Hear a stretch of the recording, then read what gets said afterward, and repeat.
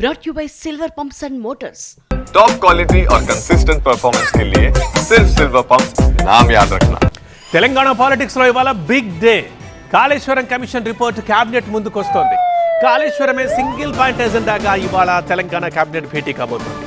ప్రభుత్వానికి అందిన కాళేశ్వరం కమిషన్ రిపోర్టుపై తెలంగాణ మంత్రివర్గం చర్చించబోతోంది. ఈ రిపోర్టుపై కేబినెట్ లో మంత్రి ఉత్తమ్ ప్రెజెంటేషన్ ఇవ్వబోతుండగా ఆ తర్వాత మరి ఎలాంటి నిర్ణయం తీసుకుంటుంది కేబినెట్, ఇది ఇప్పుడు ఉత్కంఠ రేపుతోంది. తెలంగాణ రాజకీయాల్లో కాళేశ్వరం కాక పీక్ స్టేజ్ కు చేరింది. సుదీర్ఘ విచారణ తర్వాత కాళేశ్వరంపై Justice PC Ghosh commission Telangana ప్రభుత్వానికి డీటెయిల్డ్ రిపోర్ట్ అందజేసింది.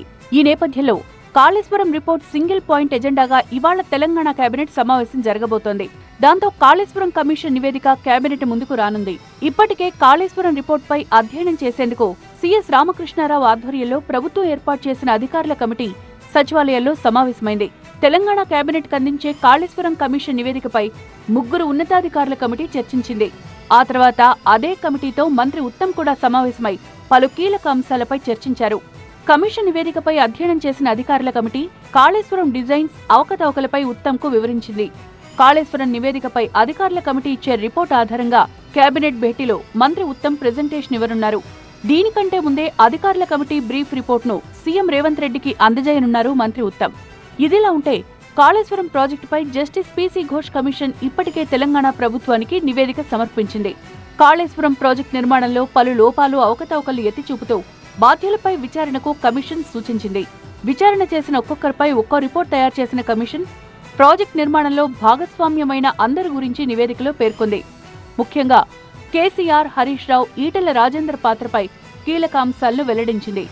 కేసీఆర్, హరీష్ రావు ఆదేశాలతోనే కాళేశ్వరం నిర్మాణంలో పలు కీలక నిర్ణయాలు తీసుకున్నట్లు కమిషన్ రిపోర్ట్ స్పష్టం చేస్తోంది. కాళేశ్వరం స్థల ఎంపికను కేసీఆర్ తప్పిదంగా ఏ టెక్నాలజీతో కన్స్ట్రక్షన్ చేయాలనే నిర్ణయం హరీష్ రావు తీసుకున్నట్లు కమిషన్ రిపోర్టులో వెల్లడించింది. ఇచ్చిన అంచనాలపై చర్చించకుండా అప్రూవ్ చేశారని ఆరోపించింది.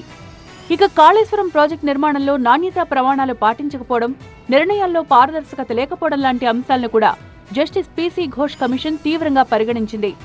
అధికారులు, ఇరిగేషన్ శాఖ నిర్వహణలోనూ తీవ్ర లోపాలు ఉన్నట్లు గుర్తించింది. అలాగే ఆర్థిక శాఖ పాత్రపైన తీవ్ర విమర్శలు చేసింది. ఇరిగేషన్ శాఖ పంపిన అంచనాలను ఆర్థిక శాఖ గుడ్డిగా ఆమోదించినట్లు తెలిపింది.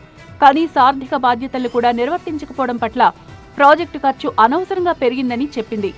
మొత్తంగా కాళేశ్వరం కమిషన్ రిపోర్ట్, అధికారుల అధ్యయన కమిటీ నివేదిక తెలంగాణ కేబినెట్ ముందు రాబోతుండడం వాటిపై సీఎం రేవంత్ రెడ్డి ఎలాంటి నిర్ణయం తీసుకుంటారనేది తీవ్ర ఉత్కంఠ రేపుతోంది.